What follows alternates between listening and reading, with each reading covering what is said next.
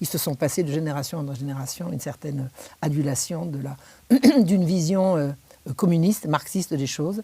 Alors ce qui est assez intéressant, c'est que Judith a grandi dans un environnement où toutes les valeurs familiales et culturelles ont été respectées. C'est-à-dire qu'elle a passé son temps à combattre sa vie, à combattre avec les valeurs que ses parents lui ont inculquées, à combattre tout ce que la gauche américaine a proposé par la suite. C'est amusant parce qu'elle vient vraiment de la gauche marxiste, et elle les a combattus, et elle a été traitée de tous les noms par ces gens-là par la suite. Alors, quel est le parcours de Judith ? Elle est dans une famille où on travaille dur, on se lève le matin. Son père était poissonnier, il avait un commerce de poissons, donc pour faire du commerce de poissons, il faut mettre les mains dedans. Et sa maman élevait les enfants. Elle a vécu dans une famille avec des oncles, des tantes, des cousins dans tous les coins. Ils faisaient des grandes réunions familiales plusieurs fois l'an et ils chantaient. C'était des gens heureux de vivre. C'était l'Amérique glorieuse. L'Amérique glorieuse, elle en parlait avec des grelots dans la voix, où les valeurs transmises, c'était des valeurs d'honnêteté, de courage, de travail bien fait, de respect de la famille, respect du couple. Un homme respecte sa femme qui respecte son mari, les enfants respectent les parents qui respectent les enfants. Enfin, c'était un monde pour elle qu'elle a vécu comme rempli de valeurs qu'elle a gardées jusqu'au bout. Quand elle est morte à 84 ans, elle avait toujours ces mêmes valeurs, mais elle n'était plus à gauche parce que le décor avait changé. Elle a épousé assez jeune un beau monsieur, un universitaire, qui s'appelait Arnold Reisman. Alors, son nom, le patronyme de ses parents, c'était Gelernter. Et Gelernter, c'est de l'allemand. Alors, un petit mot pour expliquer pourquoi les juifs polonais ont des noms allemands. C'est parce que la Pologne est passée successivement de pays indépendants à pays sous la coupe des Russes, à pays sous la coupe des Allemands. Quand ils sont passés sous la tutelle des Allemands, à l'époque du Kaiser, le Kaiser a dit qu'est-ce que c'est que cette nouvelle population. Quand il a pris Varsovie, il y avait des Juifs dedans, il les a pris avec, il a dit qu'est-ce que c'est que ces gens qui n'ont pas de nom, qui n'ont pas de patronyme, qui s'appellent machin, fils de truc, nous on veut des patronymes. Alors ils les ont fait aligner les uns derrière les autres, ils leur ont donné des noms de fleurs, des noms d'oiseaux, des noms de trucs, ça fait tous les noms en mann, alors il y a Reisman, il y a tous les noms en mann, Goldman, Zilberman, tout ça, ce sont des noms qui ont été donnés à des juifs polonais par le régime allemand. C'est pour ça que, alors moi je me suis longtemps demandé pourquoi est-ce que les juifs polonais ont des noms allemands. Ben voilà, c'est la réponse. Donc son aïeul qui a reçu un patronyme du temps du Kaiser a reçu le nom de Gelernter, ce qui en allemand veut dire éduqué. Elle dit, moi, je viens de... elle n'avait pas à rougir, d'ailleurs elle n'a jamais rougi de ses aïeux. Donc elle est passée de Gelernter à Reisman en épousant Arnold Reisman, qui était un universitaire. Et elle a vécu quelques années d'un bonheur impeccable, éclatant. C'était le bonheur sous toutes ses formes. Elle réussissait professionnellement. Elle était chanteuse, elle avait une voix de flûte extraordinaire, elle chantait très très bien. Et elle était animatrice d'une émission, elle co-animait une émission de télévision qui s'appelait Captain Kangourou, qui était une émission pour les enfants. Et elle était passionnée des enfants, elle adorait les enfants, les siens et ceux des autres, et elle contribuait à faire à la télévision américaine une émission pour les enfants qui était très très très regardée. Donc elle en faisait le générique et puis elle mettait son grain de sel. Elle a également contribué à faire des études pour différents organismes, je crois pour des musées, des études sur les programmes qu'on proposait aux enfants. Elle était passionnée de ça. Et un jour, le ciel lui tombe sur la tête. Le ciel lui tombe sur la tête. Elle se rend compte que sa fille aînée, Jenny, qui avait 11 ans à l'époque, dépérit. Elle dépérit, sa petite fille, enfin sa grande fille, mais à 11 ans, encore une petite fille. Elle dépérit et elle découvre, à force de la harceler et après lui avoir promis de ne rien dire à personne, elle découvre que sa petite fille était violée par le voisin du dessus. À 11 ans, violée par le voisin qui en avait 13.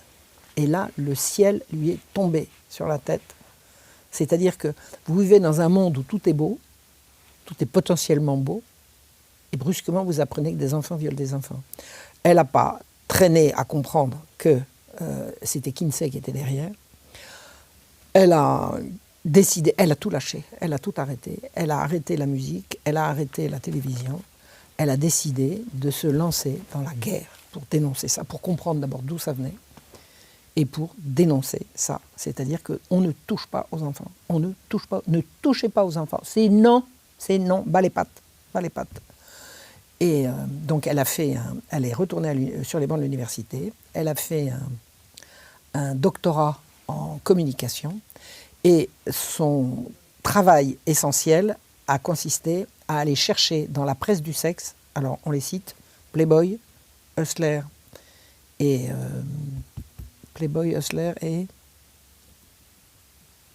le troisième, j'ai pas le troisième. Penthouse. Son travail a consisté à aller regarder dans la presse du sexe, qui a émergé dans les années 70, que en fait, derrière ce qu'on appelle la libération sexuelle, il y a de la prédation. Et de la prédation sur des jeunes, de plus en plus jeunes, et sur les enfants. Et ça n'est pas ce que prétendait la presse du sexe. La presse du sexe, c'est l'homme moderne, l'homme libéré, qui couche avec qui il veut. Et en fait, c'est toujours l'homme prédateur. C'est toujours de la prédation. Et c'est ça que Judith a découvert et qu'elle a voulu dénoncer. Elle n'a pas compris tout de suite qui était Kinsey. C'est parce qu'elle s'était rendue, alors forte de son doctorat, elle s'est rendue dans le pays de Galles en 1977, je crois. Si je dis une erreur, il faudra rectifier. En 1977, elle s'est rendue au pays de Galles où avait lieu un colloque mondial, international, un gros machin, sur l'amour et l'attraction. Pourquoi pas, puisque vous avez travaillé là-dessus, allez-y, elle y va. Et qu'est-ce qu'elle découvre? Elle découvre d'une part qu'ils ont invité un pédophile connu pour publier les bonnes adresses pour les gens qui veulent rapter des gosses, enfin pas les rapter, les violer, quoi, les séduire, les machins. Bon. Et que ce type, c'est un colloque, liberté d'expression. Qu'est-ce que c'est que ce truc? Et il s'est avéré que à ce colloque qui avait duré plusieurs jours, il y avait 5-6 jours, je crois, peut-être même plus, le personnel d'entretien de l'hôtel qui recevait les congressistes a dit, si vous invitez ce type-là, vous ferez vos chambres vous-même et vous ferez à manger vous-même. Nous, on fait la grève. Et quand elle est arrivée, la grève battait son plein, elle est arrivée, elle a su, elle lisait le journal dans le train quand elle s'est rendue.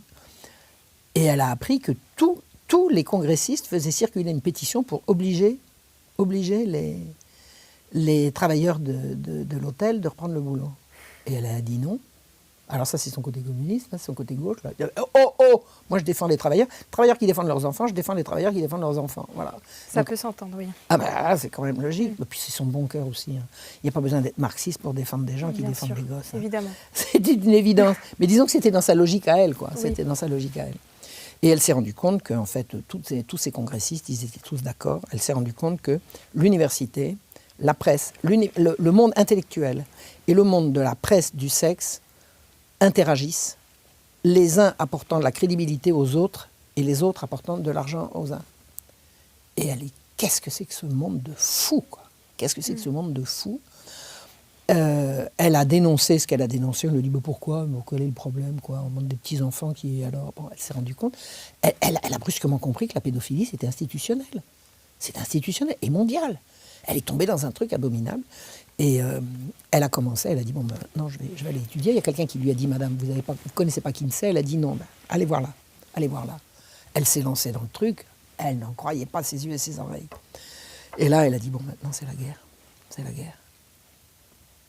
Alors, ce qu'elle a découvert sur Kinsey, c'est que son livre sur la sexualité des hommes, qui est paru en 1948, et son livre sur la sexualité des femmes, qui est paru 6 ans après, a été vendu à des millions d'exemplaires et qu'apparemment personne ne l'a lu. Je répète. Et comment vous expliquez ça? Parce qu'il y a un effet de mode. Et puis les gens, quand ils voient et qu'ils ne veulent pas voir, ferment les yeux. Mmh. Il est marqué, tout ce que Kinsey a fait à des gosses pendant des périodes, pendant des expériences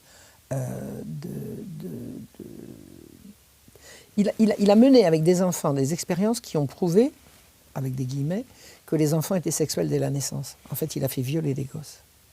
Il a fait violer des gosses. Et toutes les réactions de ces malheureux gamins qui hurlaient, qui pleuraient, qui essayaient de faire ça, il est marqué orgasme. Mais c'est en toutes lettres dans le bouquin. C'est en toutes lettres. Personne ne l'a donc lu. C'est hallucinant. C'est hallucinant. Et ce qu'elle a découvert également, c'est que ces enfants, elle dit, Kinsey raconte dans son, c'est le fameux tableau 34, hein, c'est le tableau 34, c'est le cœur des découvertes de Judith. Dans le tableau 34, il montre le nombre d'orgasmes que des enfants de 6 mois, 3 ans, 4 ans, etc., jusqu'à 14 ans à peu près, le nombre d'orgasmes qu'ils ont eu en 24 heures. Il dit, mais ils dorment quand les gosses là?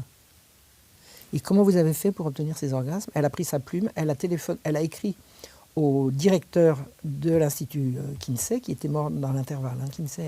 Kinsey est mort en 56, je crois.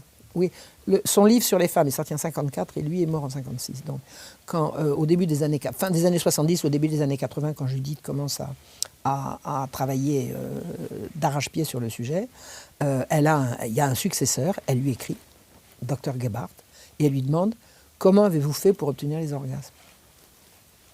C'est simple. Réponse, par des techniques orales et manuelles. Et là, si vous ne tombez pas dans les pommes, c'est que vous n'avez vraiment pas percuté, quoi. Enfin, je veux dire, tomber dans les pommes. C'est pas ce que je veux dire, c'est excessif. On ne tombe pas dans les pommes, mais on est suffoqué.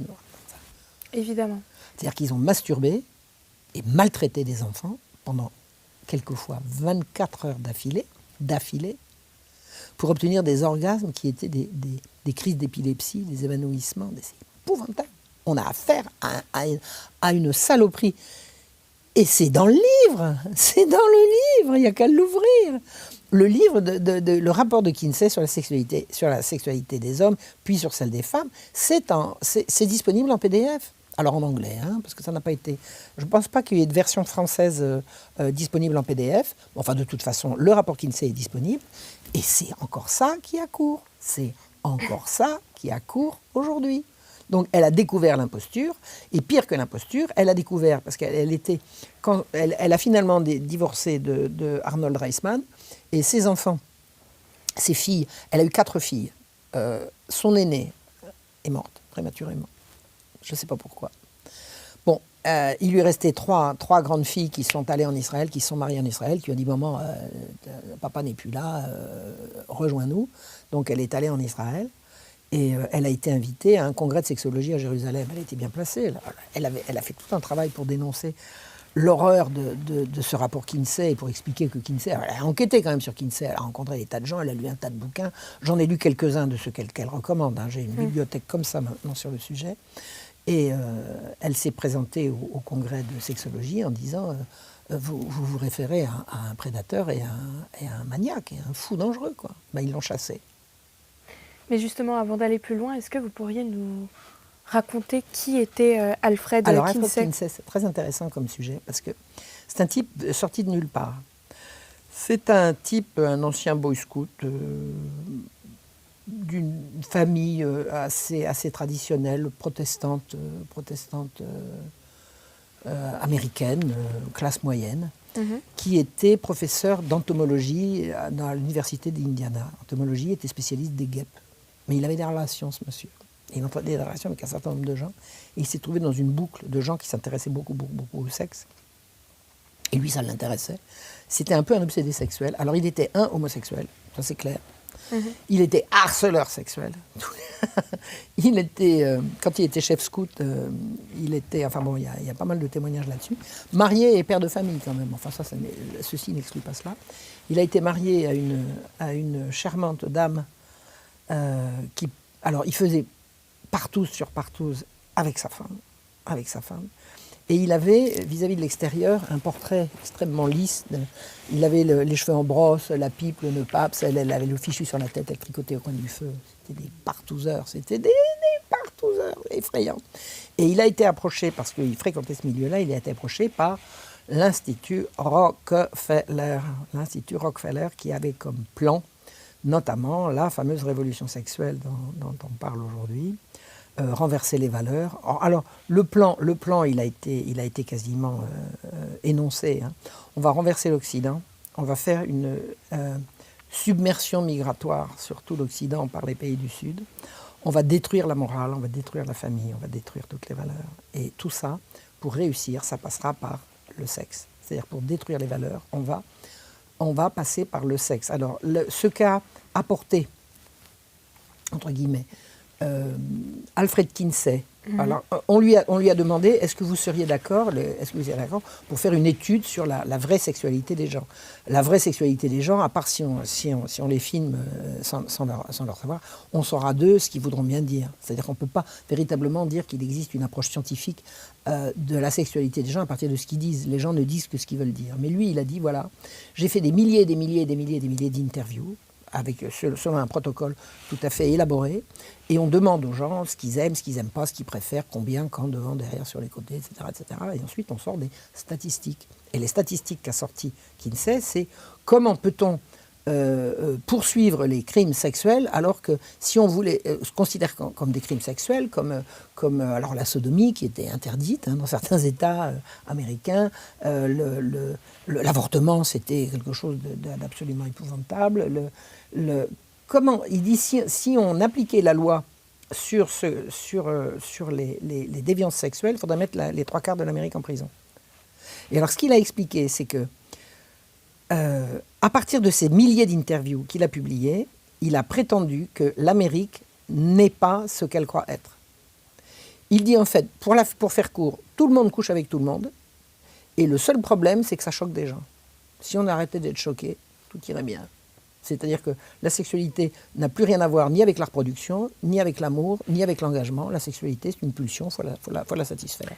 Et c'est bien comme ça.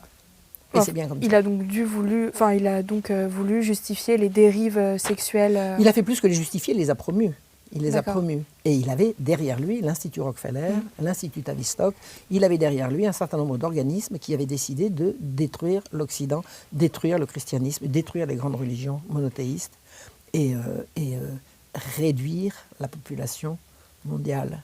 Le but primitif de tous ces gens, c'est de réduire la population mondiale, c'est-à-dire une destruction de l'humanité. Donc, dans tous les plans qui ont été élaborés à l'Institut Tavistock, qui était à Londres au début, puis après qui a migré sous différents titres aux États-Unis, le but, c'est de réduire la population mondiale par tous les moyens disponibles. Le sexe n'est qu'un des éléments, mais, comme disait Rockefeller, c'est le plus important. C'est le plus important, c'est l'élément primordial. Mais il y a beaucoup d'autres manières, comme de rendre obligatoire certaines injections, par exemple, inventer des maladies nouvelles, prôner l'euthanasie, prôner l'avortement.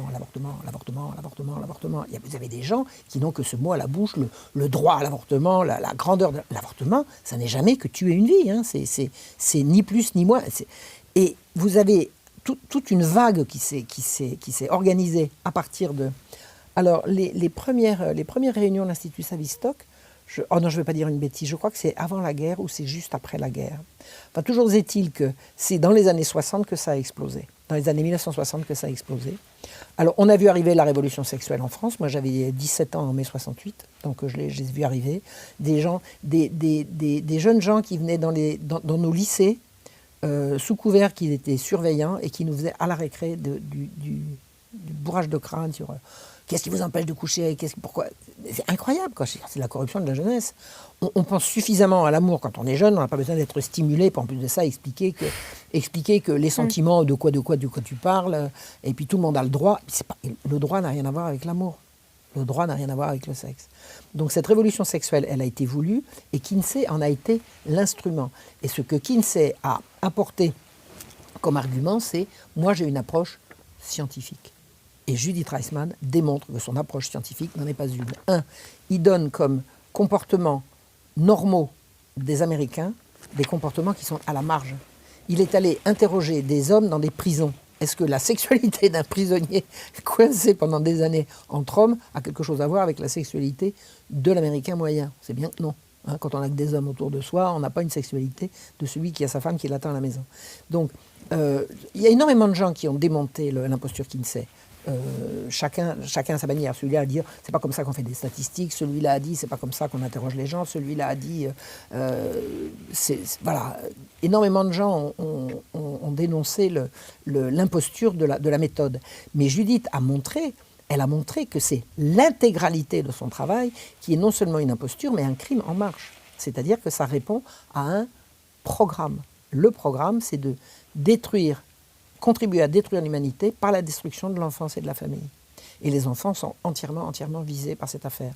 Donc le leitmotiv de la révolution sexuelle telle qu'elle a été initiée et promue par Kinsey avec l'argent de l'Institut Rockefeller, parce que l'Institut Rockefeller était aux manettes, ça a consisté à dire les enfants sont sexuels dès la naissance, donc ils ont droit à une éducation sexuelle.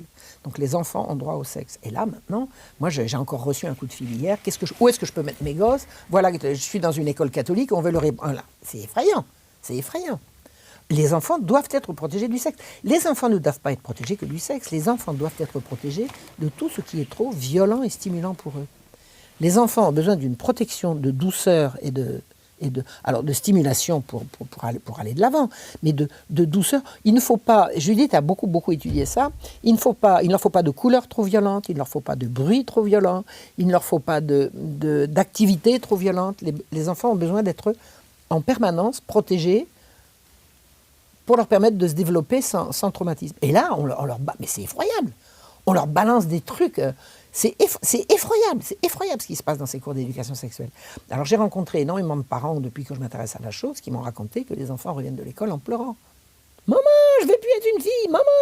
On leur montre... Oh non, je ne veux pas rentrer dans les détails. C'est vraiment dégueulasse. C'est vraiment dégueulasse. Donc cette révolution sexuelle, elle fait partie d'un plan mondial de destruction de l'humanité. Mais il y a des gens qui s'intéressent à détruire l'humanité, il faut le savoir. Ça ne veut pas dire que tout le monde s'intéresse à détruire l'humanité. C'est-à-dire que ces gens-là existent, qu'ils sont aux manettes et qu'ils ont financé une imposture absolument monstrueuse qui s'appelle Alfred Kinsey. Et à l'heure actuelle, il faut savoir que Alfred Kinsey est encore l'alpha et l'oméga des références pour toute l'éducation sexuelle à l'école. Tout ce qu'on impose à l'heure actuelle aux gosses, ça vient de Kinsey. L'Institut Kinsey, qui n'a jamais fait l'objet d'aucune commission d'enquête, jamais, a été agréé comme référent à l'ECOSOC, au Conseil économique et social de l'ONU. C'est-à-dire qu'à l'ONU, quand vous voulez savoir ce qu'il faut penser de l'éducation sexuelle, Institut Kinsey. Et ça, comment vous l'expliquez? Que c'est reconnu d'utilité publique par l'ONU? Parce que le ver est dans le fruit, parce que la pieuvre est mondiale. Parce que la pieuvre est mondiale. Le nouvel ordre mondial, c'est ça. Le nouvel ordre mondial qui commence à secouer un peu, hein, parce que ça allait avec la suprématie. C'est beaucoup... Alors, toutes ces horreurs-là ont été diffusées à l'échelle mondiale, beaucoup avec l'aide de la CIA. Il faut le savoir. Alors, le livre de Judith s'appelle Kinsey, Rockefeller et la CIA. Oui. Pourquoi la CIA?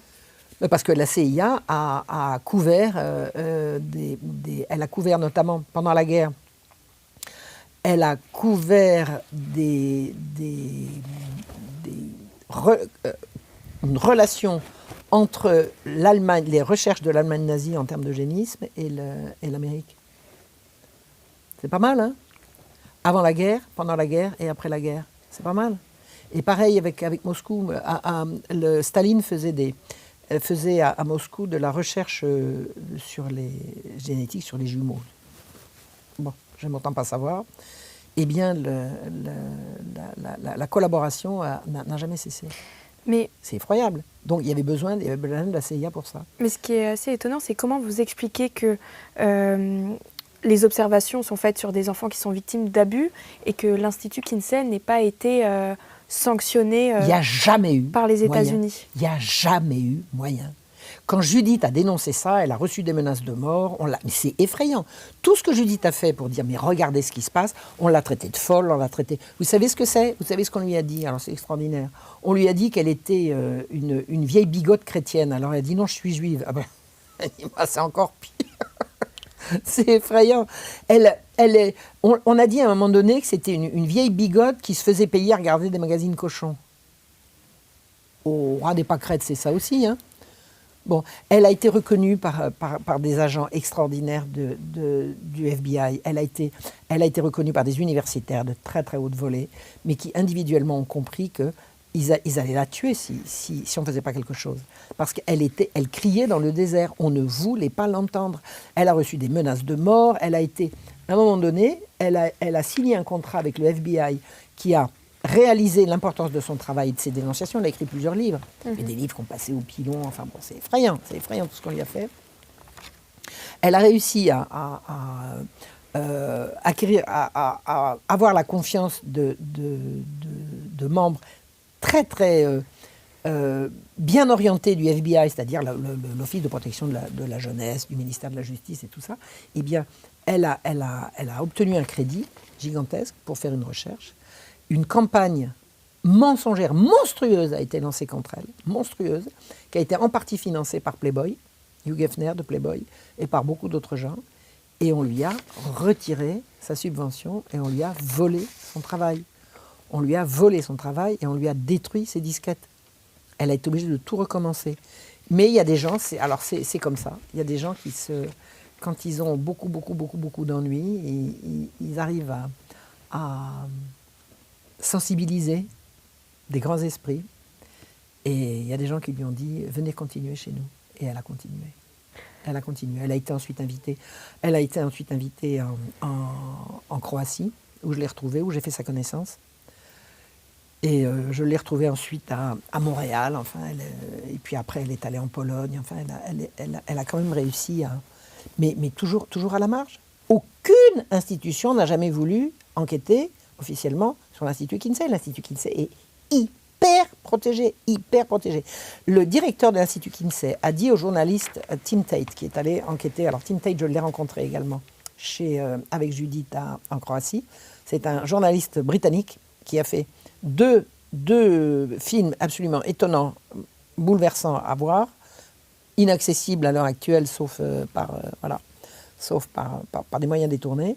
Un sur Kinsey's Pedophiles, les pédophiles de Kinsey, où il montre Judith, et un autre sur l'affaire, sur le scandale Franklin. Alors ça sera pour une autre fois si vous voulez. Le scandale Franklin, ça fait, paraît-il, de l'affaire Epstein une petite rigolade à côté de l'affaire Franklin. C'est effroyable, Donc Tim Tate a relayé son travail, et puis ça passe comme ça, ça passe des uns aux autres, mais il n'y a pas moyen, il n'y a absolument aucun moyen d'obtenir qu'aucune enquête ne soit faite sur l'Institut Kinsey. Quand elle était en Croatie, Judith a lancé un appel, nous demandons qu'une enquête soit diligentée sur l'Institut Kinsey. Elle ne l'a jamais obtenue. Et Tim Tate a donc interviewé à différentes reprises tous les anciens dirigeants de l'Institut Kinsey qu'il a pu rencontrer. Et il y en a un qui lui a dit, écoutez, vous savez, c'est pas difficile. Le jour où les fédéraux rentrent chez nous, on appuie sur un bouton, tout crame.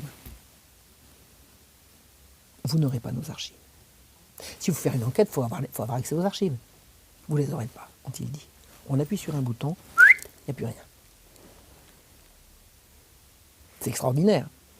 Et ces gens-là, par le chantage, tiennent tout le monde. C'est ce que révèle l'affaire Epstein. L'affaire Epstein, c'est la révélation ultime de ces affaires-là. Évidemment. C'est la révélation ultime.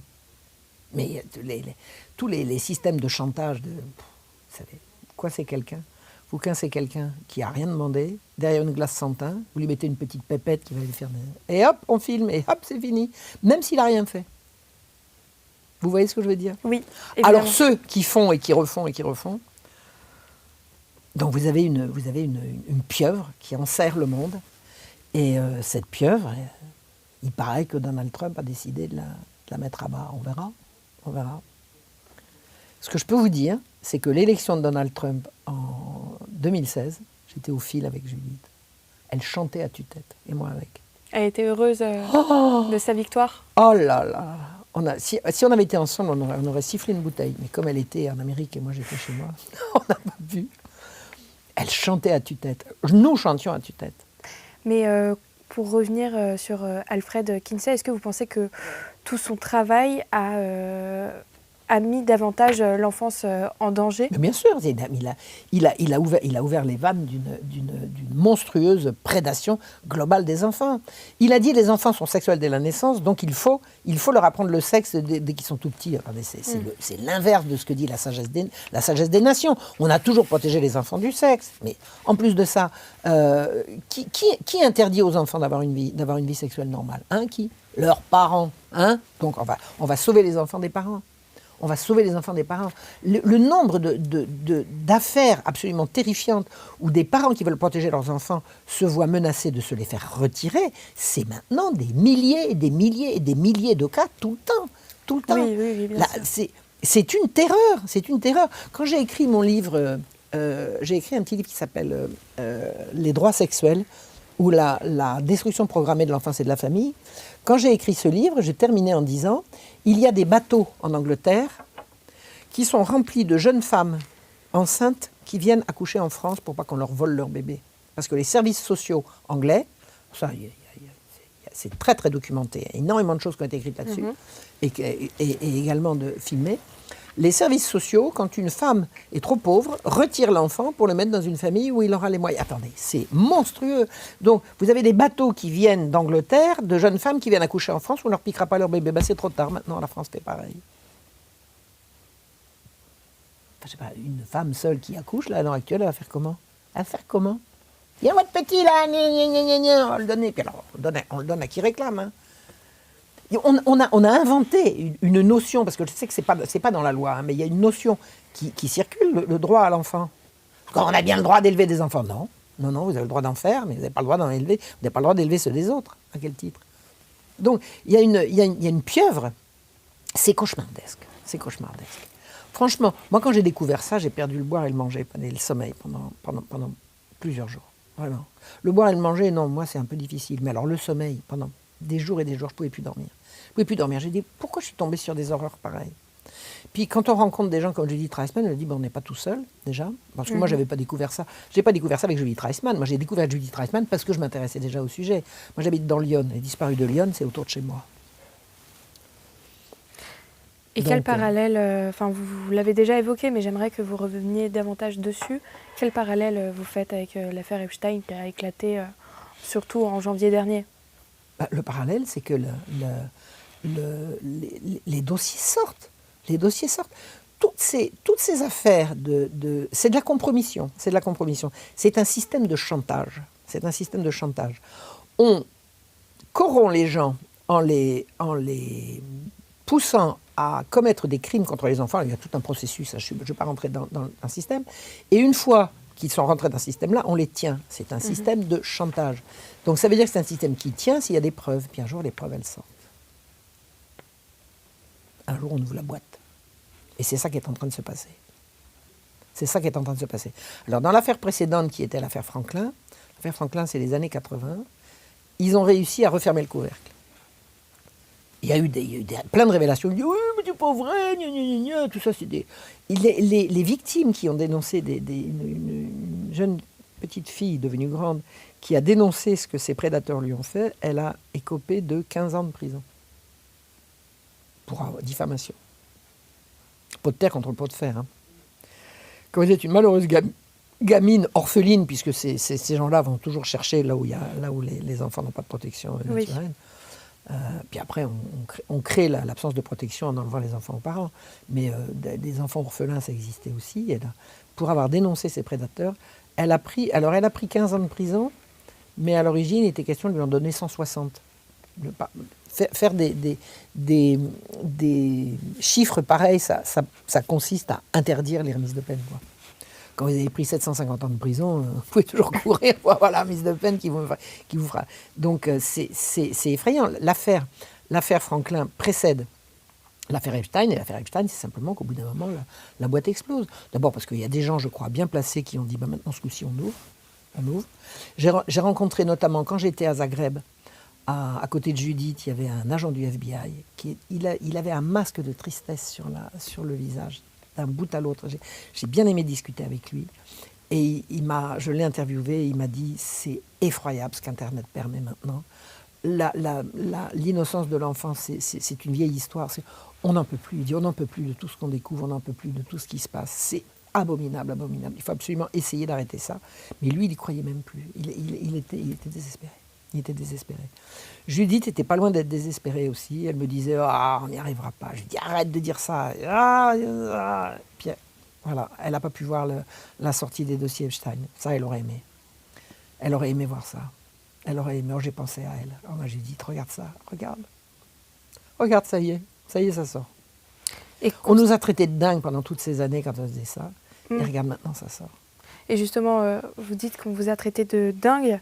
Effectivement, Judith Reisman a été de temps en temps assez contestée, certains jugeant son travail idéologique, voire complotiste. Vous, en tant qu'historienne, comment vous répondez à cette critique ? D'abord, s'il n'y a pas de complot, les tours jumelles à New York, c'est un accident. C'est un accident de la circulation aérienne islamiste. Et accident islamiste de la circulation aérienne ou complot. C'est quoi un complot ? C'est des gens qui se réunissent discrètement pour obtenir ce qu'ils veulent. Il y en a tout le temps des complots. Il y en a tout le temps des complots. C'est évident. C'est évident que c'est des complots. Complotiste, je ne sais pas ce que ça veut dire. Si, c'est ce que ça veut dire. C'est ce qu'on appelle un rayon paralysant. Complotiste ! Non, écoutez... Vous savez ce que je dis, quelqu'un qui me traite de complotiste, c'est arrivé il n'y a pas longtemps. Complotiste ! Petit con. Vous avez le droit de me définir, je peux vous définir aussi. On ne définit pas les gens comme ça. On n'a pas le droit de dire à quelqu'un qu'il est ceci ou cela. Dire à quelqu'un qu'il est complotiste, qu'il est machin, qu'il est homophobe, qu'il est antisémite, qu'il est ce que je veux. C'est indu. On n'a pas à traiter les gens comme ça. Oui. Ça ne se fait pas. Moi, j'ai suivi quelques cours de communication. On ne dit pas aux gens, vous êtes. On dit, êtes-vous ? Ou alors, vous avez fait ceci ou cela, vous avez dit ceci ou cela. Mais dire aux gens ce qu'ils sont, c'est d'une grossièreté et c'est d'une violence inadmissible. Inadmissible.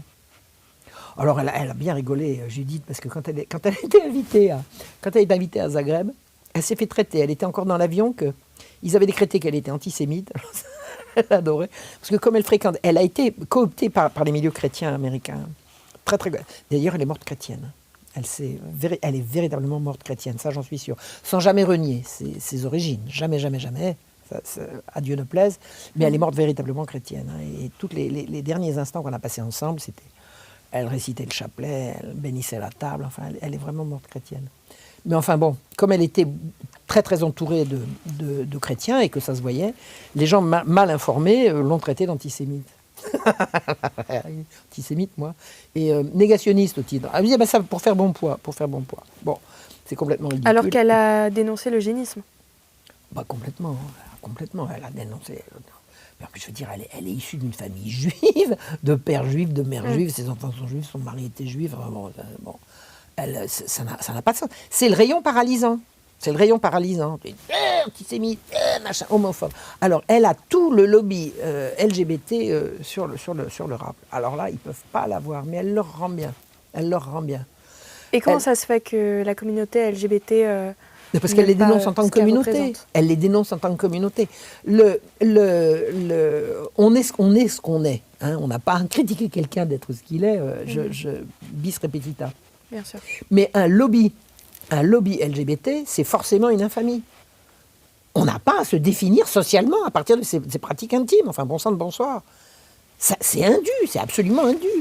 D'autant que, moi j'ai regardé tous les programmes de lutte contre l'homophobie dans les petites classes, mais c'est une honte, mais c'est du viol, même sans toucher, c'est monstrueux.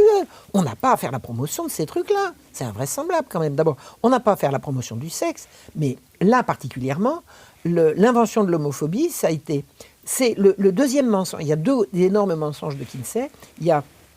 Il y en a plus que ça, mais il y a les deux plus gros, c'est les enfants sont sexuels dès la naissance et 1 homme sur 10 est homosexuel. 1 homme sur 10. C'est à peine 3,4%. Mais concernant les hommes homosexuels, d'où ils sortaient ces statistiques ? Mais il les a inventés. Il a inventé tout. Il fait des statistiques sur la sexualité des hommes en mélangeant des interviews qu'il fait avec les rares hommes à l'époque, c'était pendant la guerre, qui n'étaient pas partis se battre sur le front en Europe. Il n'y avait plus beaucoup d'hommes. Et il mélange les statistiques avec des gens qu'il va chercher en prison. C'est quoi la sexualité des hommes en prison ? On peut savoir ? C'est quoi ? Bon. Et ensuite, il dit 1 homme sur 10 est homosexuel. Et il va même bien plus loin, parce qu'il dit 1 homme sur 10 est entièrement homosexuel, et 9 sur 10 le sont de temps en temps. C'est-à-dire qu'il n'y a que 10% d'une population donnée qui est hétérosexuelle. C'est faux, c'est bien évidemment faux. Tous les gens qui connaissent les statistiques, alors dans son bouquin, elle en cite, ils disent que c'est faux, c'est complètement faux. Mais si vous déformez vous déformez la réalité et vous la présentez comme la réalité, ben les gens s'adaptent. Ah ben ouais, je me souviens pendant l'affaire de la manif pour tous, il y avait une fille, on tirait l'aiguille dans mon village, elle dit « Ah ben c'est marrant, j'ai l'impression que le mariage homosexuel, il est pas passé. » Ben, je dis « Non, il n'est pas passé. » C'était en pleine campagne. C'était présenté dans les médias qu'elle lisait comme quelque chose qui était déjà acquis. Si vous présentez une réalité comme X ou Y, on va s'adapter à cette réalité. Donc le truc de Kinsey, ça a été de dire un homme sur 10, une personne sur 10, parce que ça va autant pour les femmes, mais enfin lui c'était un homme, donc c'était plutôt la sexualité des homosexuels masculins qui l'intéressait. Mais quand il dit un homme sur 10 est homosexuel et 9 sur 10 ont déjà essayé une fois, ben alors pourquoi est-ce qu'on ne voit pas plus d'homosexuels? Ben c'est à cause des homophobes. Et on lance des campagnes, lutte contre l'homophobie, on va apprendre lutte contre l'homophobie aux enfants à l'école, etc. Vous vous rendez compte, des mômes, des petits gosses qui apprennent à lutter contre l'homophobie. Attendez, un gosse à l'école primaire qui est homosexuel et qui souffre d'homophobie, c'est quoi ce truc-là? C'est quoi un môme à l'école homosexuel? Qu'est-ce que c'est que ça? Mais c'est de la corruption, c'est de la corruption de la jeunesse. On n'a pas abordé ces sujets-là. D'abord, je pense qu'il y a un certain nombre de sujets qui sont réservés à la famille qui est protectrice des enfants. Je sais qu'il y a des parents défaillants, ça va, merci, je suis au courant, mais ce n'est pas parce qu'il y a des parents défaillants que tous les parents le sont. Et qu'est-ce qu'il y a de mieux que les parents pour défendre les enfants?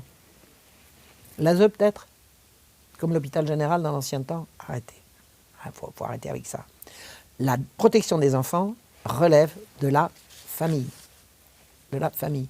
Et si la famille dysfonctionne, et Dieu sait s'il y a des familles qui dysfonctionnent, aidons-les à ne plus dysfonctionner. Ça, c'est tout un programme que je propose. Donc, le deuxième mensonge de Kinsey, ça a été le 10%. Le premier, c'est les enfants sont sexuels dès la naissance. Et toute la promotion. Ça fait partie du plan, d'ailleurs, de dépopulation. On promouvra l'homosexualité comme une activité non fécondante, puisqu'on veut réduire la population. On veut réduire la population. On va faire des avortements en veux-tu, voilà. On va faire de l'euthanasie en veux-tu, voilà. Et on va promouvoir l'activité sexuelle la moins productive qui soit, c'est-à-dire l'activité homosexuelle. Le but, c'est de supprimer la population. Le but, c'est de réduire la population. Le but, c'est d'éradiquer l'humanité. Ben, réveillons-nous. Réveillons-nous. On va se laisser faire? Non. Non, on va pas se laisser faire. Marion Sigaud, merci beaucoup pour cet entretien. Merci. Et merci à tous d'avoir regardé cette vidéo. N'oubliez pas de vous abonner à notre chaîne YouTube. Et je vous dis à très bientôt.